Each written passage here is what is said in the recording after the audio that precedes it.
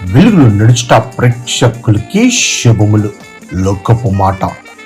జీవితంలో ప్రతి బాధ ఒక అనుభవమే, ప్రతి అనుభవం ఒక జ్ఞాపకమే. ఇలాంటి ప్రతి గుణపాఠం మనం మారేందుకు బంగారు బాట అవుతుంది. దేవుని మాట. సత్యముని గురించిన అనుభవ జ్ఞానం గలవారై ఉండవలనని ఇచ్చయించుచున్నాను.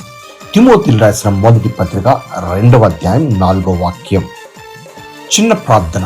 దేవా, ఈ లోకంలో జీవిస్తున్న మా జీవితంలో ఎన్నో బాధలు, ఎన్నో భయంకర పరిస్థితులు ప్రభా, అవన్నీ మాకు ఒక గుణపాఠమే నాయన, ఒక అనుభవం ప్రభు. అట్టి అనుభవం నుంచి సత్యమును గ్రహించుకొని మేము అడుగులు వేసే వరం ఉండడం కృప చూపించమని యేసు నామమున వేడుకుంటున్నాము తండ్రి. ఆమేన్. దేవుడు మీకు తోడై ఉండును గాక. షలోమ్.